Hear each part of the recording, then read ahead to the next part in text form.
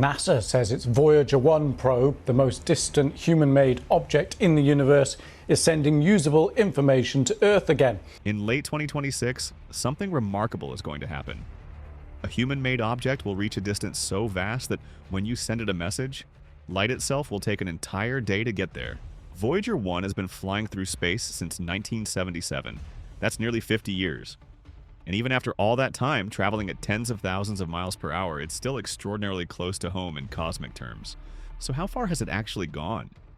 And what does this milestone really mean for the future of space exploration?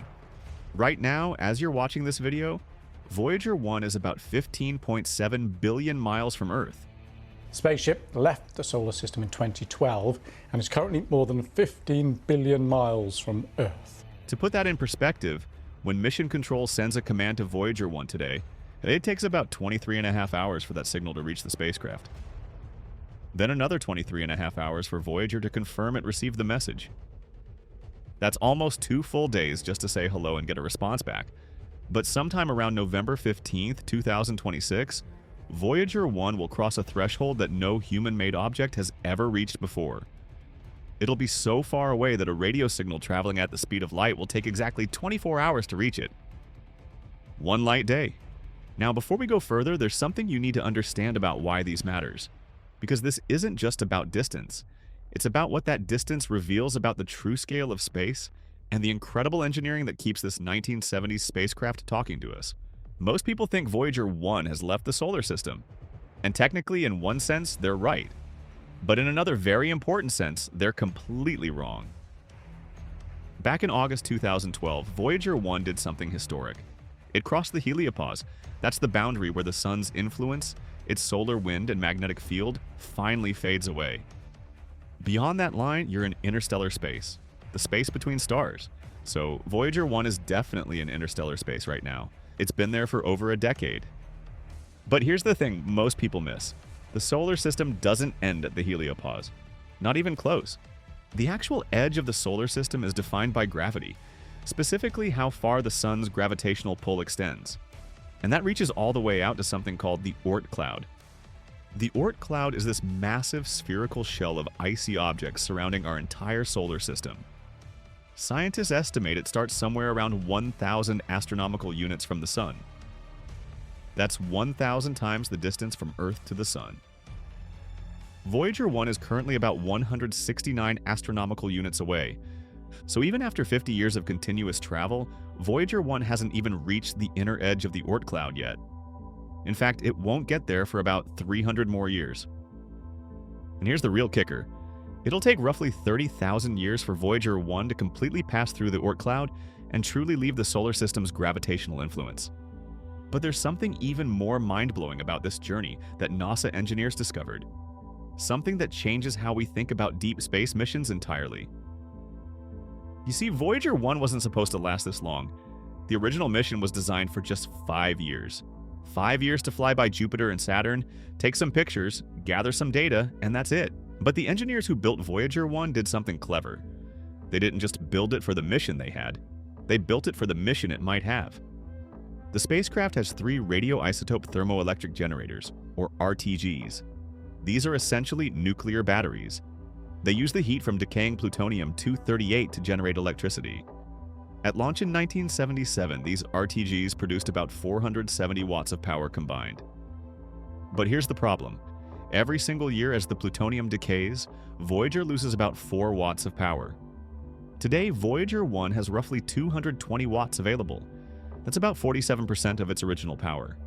Enough to run a couple of old-school light bulbs. And that power is running everything.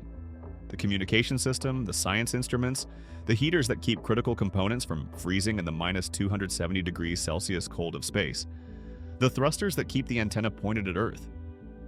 NASA has had to make tough choices.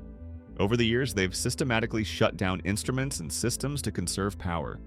Heaters have been turned off one by one.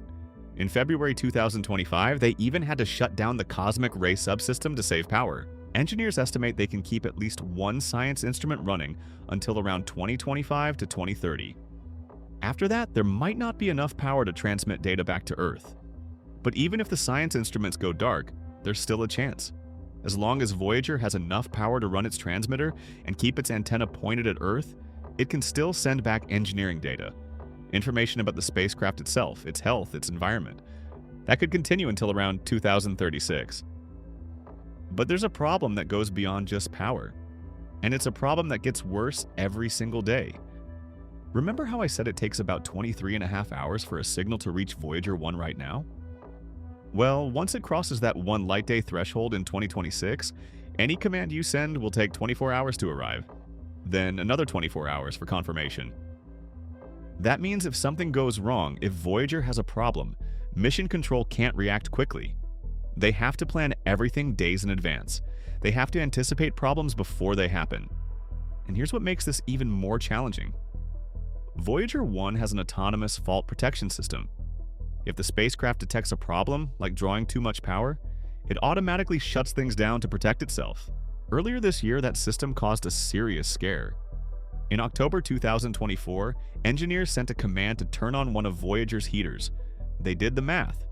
They were certain they had enough power. But when they sent the command, Voyager's fault protection system triggered. The spacecraft thought it was overdrawing power, so it automatically switched from its main X-band radio transmitter to a backup S-band transmitter, a transmitter that hadn't been used since 1981. For 2 days, NASA lost contact with Voyager 1. The Deep Space Network, NASA's system of massive radio antennas in California, Spain, and Australia, couldn't find the signal. Engineers weren't even sure the S-band transmitter would work after 43 years of sitting dormant in the radiation and cold of deep space. But it did. They found the signal. Weak, but there.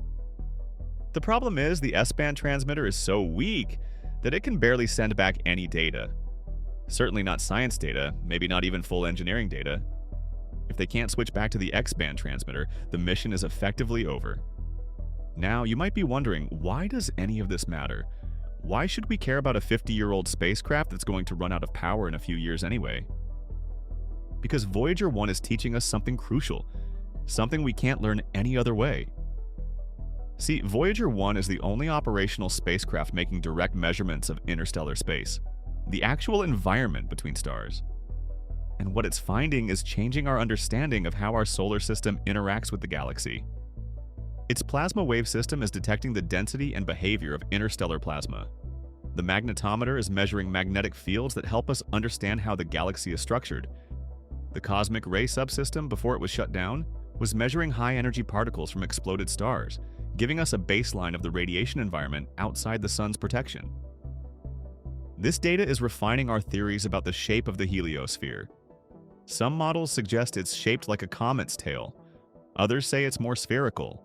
Recent ideas hint at a crescent shape influenced by magnetic forces. Voyager's data doesn't settle these debates alone, but it provides anchor points. Real measurements that help scientists rule out models that don't match what's actually out there. And beyond the science, Voyager is teaching us about spacecraft durability.